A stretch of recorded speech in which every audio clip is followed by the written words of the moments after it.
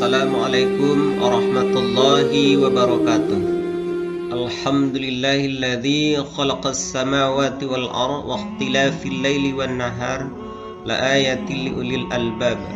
Asyhadu an la ilaha illallah wahdahu la syarikalah wa asyhadu anna Muhammadan abduhu wa rasuluh la nabiyya ba'da amma ba'du. Ananda siswa SMP dimanapun berada, semoga selalu berada dalam keadaan sehat walafiat, tak kurang suatu apapun.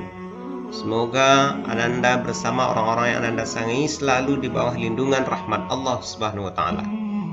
Puji dan rasa syukur kita selalu kita persembahkan kehadiran Allah Subhanahu wa Ta'ala atas segala limpahan rahmat, nikmat dan karunia-Nya kepada kita semua.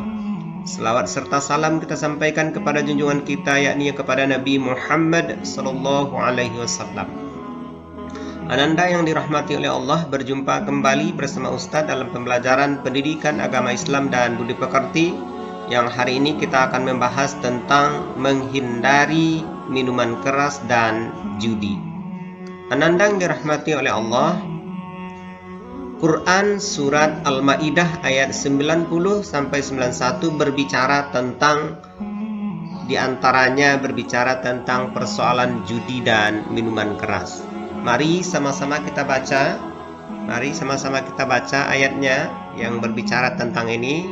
Quran surat Al-Maidah ayat 90 sampai 91. A'udzu billahi minasyaitonir rajim.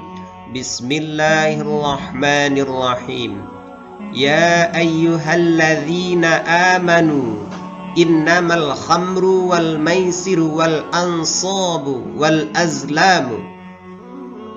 azlamu rijsum min amali syaitan fajtanibuhu la'allakum tuflihun. Innama yuridu syaitan ayyuqi'a bainakumul adawata wal baghdha fil khamri wal maisir wa yasuddakum an dzikrillah wa anis salah fahal antum muntahun. Hai orang-orang yang beriman, sesungguhnya meminum khamar, berjudi, berkorban untuk berhala, mengundi nasib dengan panah adalah termasuk perbuatan syaitan. Maka jauhilah perbuatan-perbuatan itu agar kamu mendapat keberuntungan. Sesungguhnya syaitan itu bermaksud hendak menimbulkan permusuhan dan kebencian di antara kamu lantaran meminum khamar dan berjudi itu, dan menghalangi kamu dari mengingat Allah dan salat. Maka berhentilah kamu dari mengerjakan pekerjaan itu. Inilah dalil yang berbicara tentang larangan melakukan perbuatan-perbuatan yang dipastikan merugikan orang yang melakukannya. Pertama, minum khamar, kemudian judi, mengundi nasib, dan itu semua merupakan perbuatan syaitan. Tugas kita adalah menjauhinya, memastikan diri kita tidak ikut, tidak terlibat, tidak mendekat kepada perbuatan-perbuatan yang pasti merugikan kita. Ananda dirahmati oleh Allah, silakan ini dibaca-baca ayatnya, diulang-ulang, mudah-mudahan bisa dihafal. Ananda dirahmati oleh Allah, mari kita lihat pengertian lebih jauh tentang khamar ini. Pertama, secara bahasa, khamar artinya adalah penutup. Khamar adalah minuman yang memabukkan atau yang sering kita sebut, kita dengar orang menyebutnya dengan minuman keras. Khamar bisa hal-hal yang bisa menutupi akal pikiran kita. Jadi akal pikiran kita ditutupnya. Ya, jadi orang yang kehilangan akal, biasanya berakal karena meminum khamar hilang akalnya. Kemudian khamar, apa yang termasuk? Apa saja yang bisa menutup, merusak dan menghilangkan akal, itu termasuk kategori khamar. Nah, di antaranya apa? Ada yang dalam bentuk benda cair, ada yang dalam bentuk padat, seperti tua, bir, whisky, ganja, morfin, opium, marijuana, sabu-sabu, ekstasi, serta beraneka jenis obat yang tergolong psikotoprika, psikotropika, dan narkotika.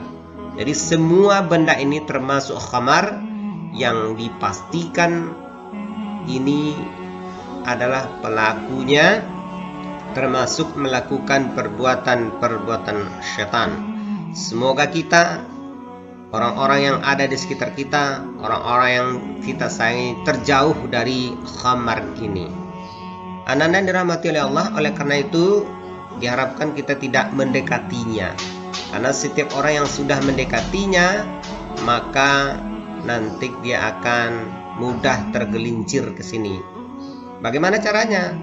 Mendekatinya itu yang kita maksud itu ya berteman dengan orang-orang yang suka minum khamar, yang suka mabuk-mabukan. Nah, itu bagian dari bisa saja nanti kita terjatuh ke tempat yang seperti ini. Ananda dirahmati oleh Allah, oleh karena itu pandai-pandailah berteman, pandai-pandai memilih temannya. Karena kalau sudah terjatuh ke dalam khamar ini, maka masa depannya sulit untuk diwujudkan, cita-citanya tidak mungkin bisa dicapai.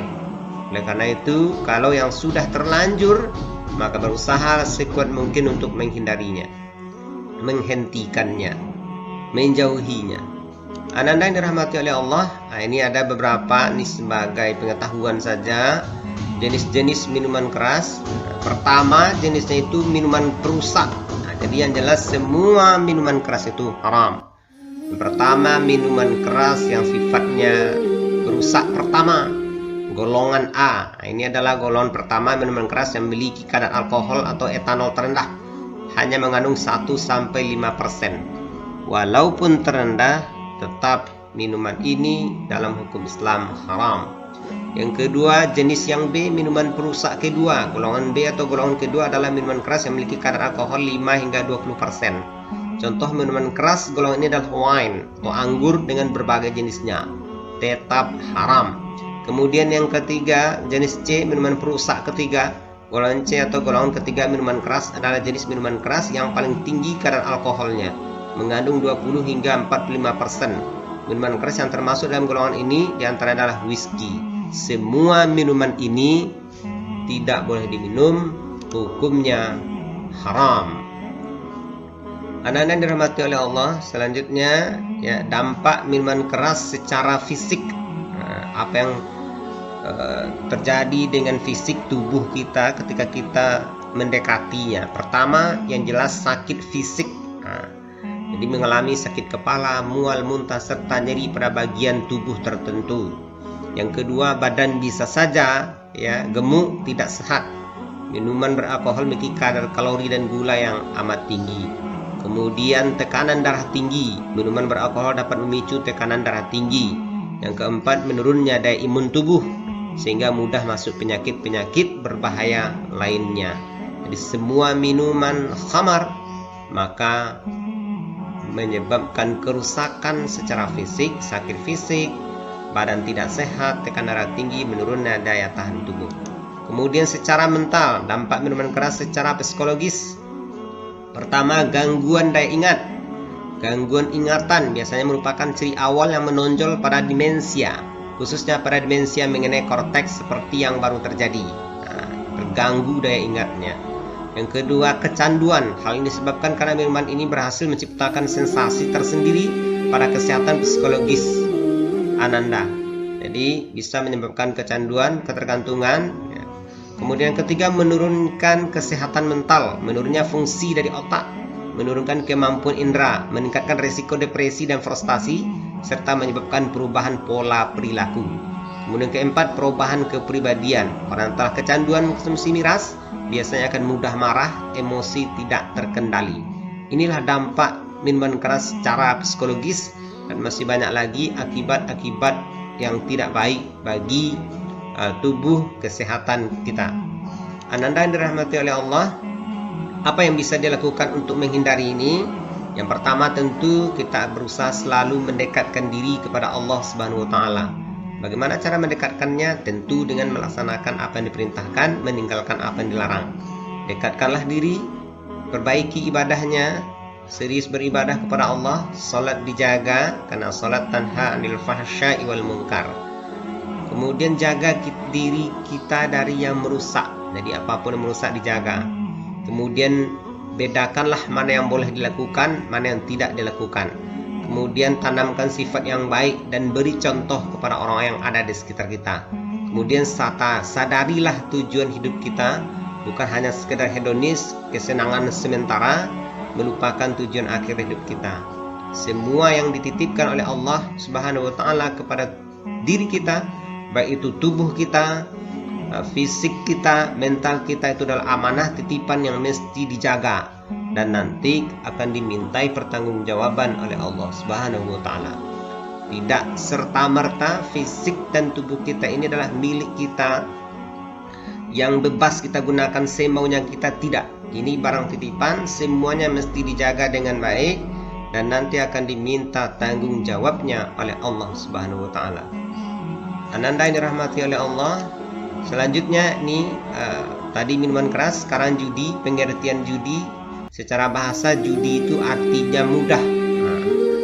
Judi itu mudah. Orang pengen mendapatkan sesuatu dengan cara pintas. Kadang-kadang yang diinginkan itu hanya fata morgana, tidak bisa diwujudkan. Secara istilah, mengambil harta orang lain dengan mudah tanpa susah payah, atau yang sering disebut dengan berjudi. Suatu aktivitas yang direncanakan ataupun tidak direncanakan dengan melakukan spekulasi. Jadi berspekulasi artinya angan-angan ya, tamanna. Spekulasi ataupun rekayasa untuk mendapatkan kesenangan dengan menggunakan jaminan atau taruhan, sehingga yang menang akan diuntungkan dan yang kalah pasti akan dirugikan. Tapi kalah menang belum tentu siapa. Oleh karena itu, judi adalah sesuatu perbuatan yang amat merugikan, sehingga dilarang oleh Allah Subhanahu wa taala. Ananda yang dirahmati oleh Allah, unsur-unsur judi diantaranya nih bersifat permainan. Ada permainan atau perbuatan manusia. Kemudian uang barang dengan menggunakan uang atau barang sebagai taruhannya. Ada taruhan. Kemudian untung-untungan, sifatnya untung-untungan. Jika menang mendapatkan untung, jika kalah akan rugi atau kehilangan uang atau barang yang dijadikan taruhan. Nah, inilah unsur-unsur judi itu. Menurut PP nomor 9 tahun 19 Peraturan Pemerintah nomor 9 tahun 1981, ada beberapa jenis judi. Pertama, sering kita sebut dengan kasino. Perjudian di kasino yang terdiri dari lotre, blackjack, baccarat, craps, keno, tombola, super pimpong, lotto fair, satan, PQ, slot machine, jackpot, GCK, piksik, well, kukalok, lempar pasar, bulu ayam pada sasaran atau papan yang berputar pasaran, pachinko, poker, 21, Howie, serta QQ. Ini diantara nama-nama permainan yang menjadi media, dijadikan perjudian, ya, dijadikan perjudian. Pada dasarnya permainan itu mungkin untuk sekedarnya saja tidak mengapa, ya, untuk sedang olahraga. Tapi kalau sudah mengandung unsur judi tadi maka dihukum haram. Maka sebaiknya ya hindarilah permainan-permainan ini, walaupun pertama mungkin hanya coba-coba atau hanya sekedar untuk mengisi waktu. Tapi akhir-akhirnya akan terjebak ke dalam judi, merupakan perbuatan ismun, perbuatan dosa. Kemudian keramaian, nah, di tempat keramaian ini juga perjudian di tempat keramaian yang terdiri dari lempar pasar bulu ayam pada sasaran atau papan yang berputar pasaran, lempar gelang, lempar uang koin, tim pancingan, menembak saran putar, lempar bola, adu ayam, adu sapi, adu kerbau, adu domba, adu kambing, pacu kuda, kerapan sapi, pacu anjing, mayong, macang, nerek. Ini semua permainan, ya. Permainan pada dasarnya mungkin tidak masalah, tapi ketika digunakan dengan ada unsur judi maka dia jadi haram. Kemudian sifatnya untung-untungan, perjudian dikaitkan dengan kebiasaan yang terdiri dari adu ayam, adu sapi, adu kerbau, pacu kuda, harapan sapi, adu domba, dan kambing sebagainya. Nah, inilah permainan-permainan yang bisa mendorong orang untuk melakukan perjudian. Ananda yang dirahmati oleh Allah, selanjutnya dampak negatif dari judi itu. Pertama, judi itu termasuk perbuatan setan. Jadi orang yang melakukan perbuatan judi artinya melakukan perbuatan-perbuatan setan. Yang kedua, merugikan ekonomi karena tidak pasti usahanya. Kemudian lalai, menyebabkan kelalaian dalam melaksanakan kewajiban. Kemudian hilang rasa malu, tertutupnya kepekaan rasa manusiawi. kemudian malas, menjadi malas bekerja sehingga dapat melakukan tindakan yang dilarang agama, kemudian menghancurkan kestabilan, kerukunan dan keharmonisan dalam keluarga, kemudian sedih, menimbulkan kesedihan dan penyesalan di kemudian hari. Inilah dampak-dampak buruk, ya, dampak negatif dari perbuatan judi. Anda-anda yang dirahmati oleh Allah, selanjutnya cara menghindari perbuatan judi. Yang pertama, amar ma'ruf nahi mungkar. Senantiasa beramar ma'ruf nahi mungkar di setiap kesempatan, ya, mengajak teman untuk melakukan perbuatan-perbuatan yang baik dan berusaha untuk menghentikan teman kalau melakukan perbuatan-perbuatan buruk. Nah, kemudian yang kedua, judi berbahaya, mensosialisasikan dengan jelas tentang bahaya judi, ya, sampaikan pada kawan, kepada teman, judi itu sangat berbahaya. Kemudian tindak tegas, ini pihak hukum menindak secara tegas pada pelaku perjudian oleh aparat yang berwenang. Kemudian hati-hati bergaul, berusaha menghindari pergaulan dengan penjudi. Nah, tidak usah berteman dengan orang yang suka berjudi. Kemudian cari yang halal, senantiasa berusaha mencari rezeki yang halal dan qanaah akan pemberian Allah Subhanahu wa taala, merasa rela, merasa cukup terhadap apa yang telah diberikan oleh Allah. Kemudian selalulah beristighfar, senantiasa beristighfar kepada Allah Subhanahu wa taala. Astaghfirullahalazim. Karena setiap diri kita, siapapun dia, muda maupun tua, punya kesempatan peluang yang sama untuk melakukan perbuatan-perbuatan yang dilarang oleh Allah Subhanahu wa taala. Anda yang dirahmati oleh Allah. Kemudian selanjutnya kita lihat ini hikmah menghindari perjudian. Pertama, ya, istiqomah menjalankan tanggung jawab. Kemudian perekonomian keluarga akan jadi stabil. Kemudian melatih diri untuk sabar dan tenang. Kemudian senantiasa selalu berzikir dan beribadah. Kemudian termotivasi untuk selalu mengamalkan agama. Kemudian kehidupan keluarga menjadi kokoh dan mandiri. Yang keempat, menumbuhkan perasaan malu dan kasih sayang. Ini di antara hikmah menghindari perbuatan judi yang manfaatnya sangat besar kalau mampu mengendalikan diri. Barangkali ini saja pembelajaran kita hari ini, semoga bermanfaat. Nah, kita tutup dengan hamdalah, alhamdulillahirabbil alamin. Assalamualaikum warahmatullahi wabarakatuh.